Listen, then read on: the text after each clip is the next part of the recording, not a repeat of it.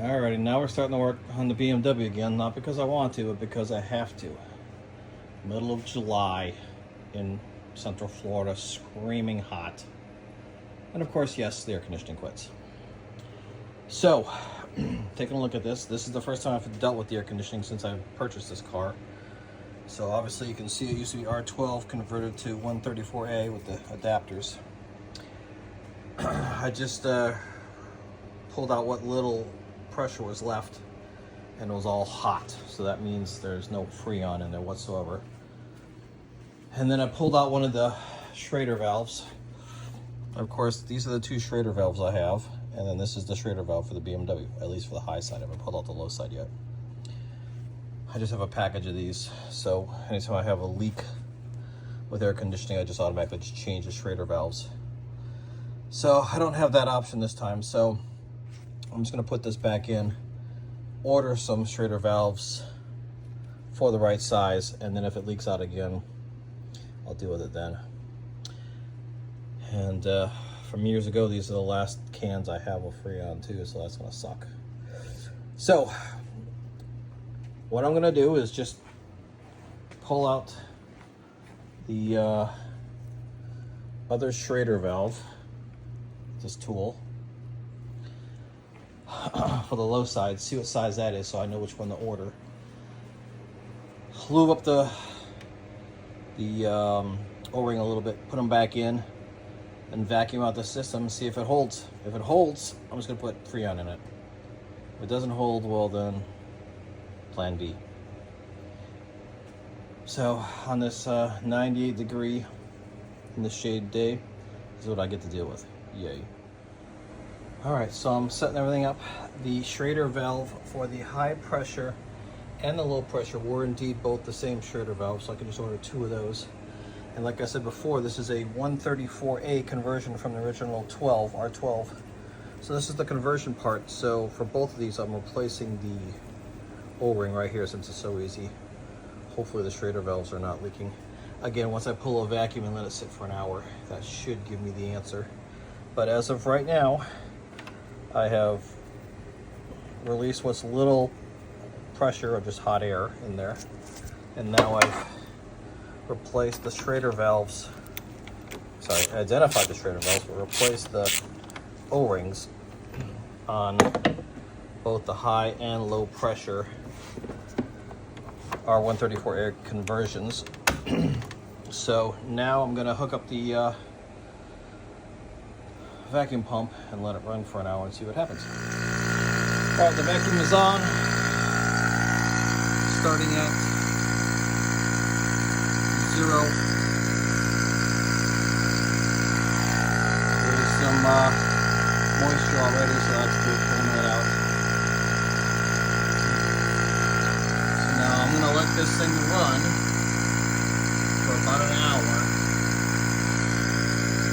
Let's see if this drops. It should go all the way down to -30. All the way down to here, -30. And sit there. And then when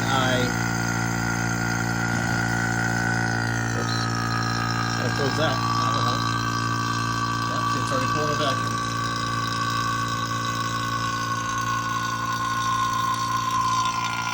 So I should go -30, sit there, let it sit there for an hour, and then I'll unhook everything and let it sit for another hour to see if it holds that on its own. If it does, then we'll go ahead and add the Freon and see how long it lasts. Hopefully it's just been a slow leak over the last 20 years. Well, this is a conversion, so this is not the original, but you get the idea. I've had this car for well over a year now, and the air conditioning's been working really good. It's been slowly tapering off, so I'm thinking it's got a leak somewhere. So I'm not changing the receiver dryer. I'm not doing the expansion valve, none of that stuff as of right now. We'll see after this test to see how it goes. All right, check back with you in about an hour. All right, it's been an hour. As expected, these things are at -30. So what I'm going to do now is turn the pump off. I'm going to first close this from the pump. So now the pump is isolated. So now the pressure is from these two guys here, the high and the low. So now the pressure comes up here and it's reading on the gauge. Pressure comes up here and reading on the gauge. So again, it's at minus 30 and just a hair less than minus 30, depending on which way you angle the camera here. So what I'm gonna do now is I'm gonna walk away for another hour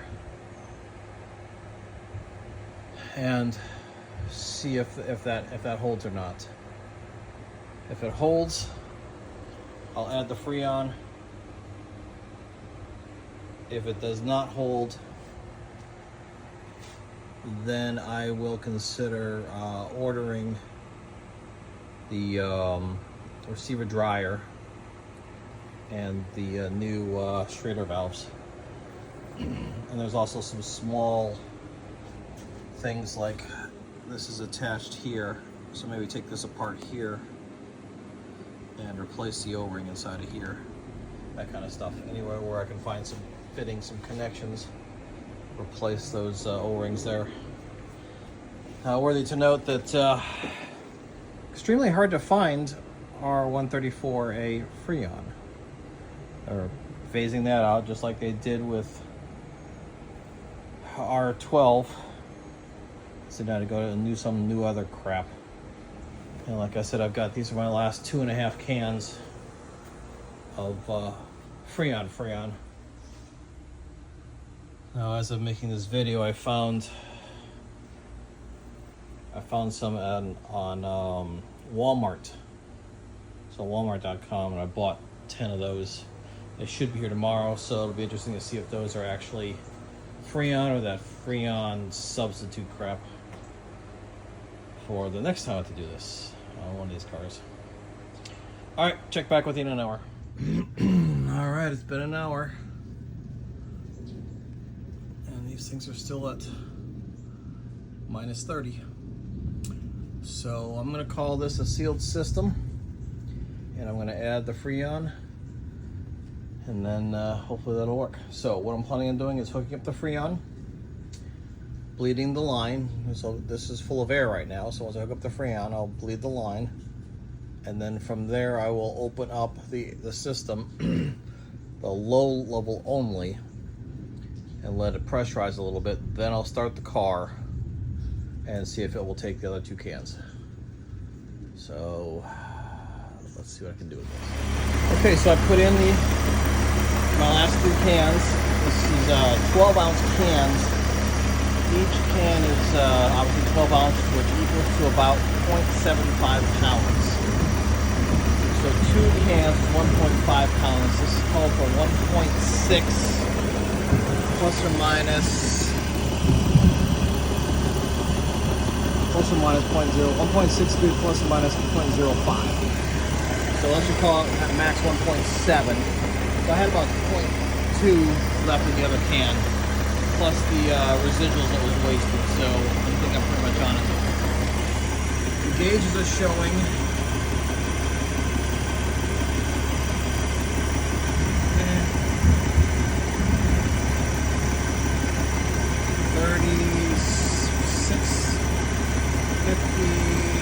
60 psi at 36 degrees, and this is showing 250, 120 degrees. So 120, dropping it down to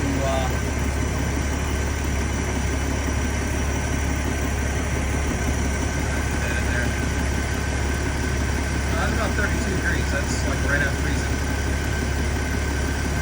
So it should be just butt chilling cold in here. And it is cold, it's cool, but not cold. So hopefully that'll, when the engine gets revving up, that'll do its thing.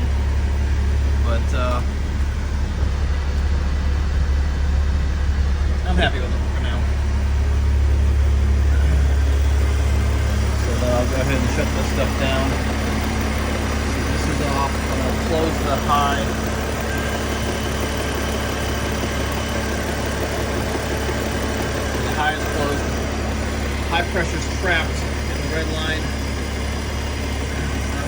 red line to allow that high pressure to bleed into there, give me a little bit more. Alright, so that went in there. And then I can disconnect everything. So, if this holds, I'm hoping that it's fixed.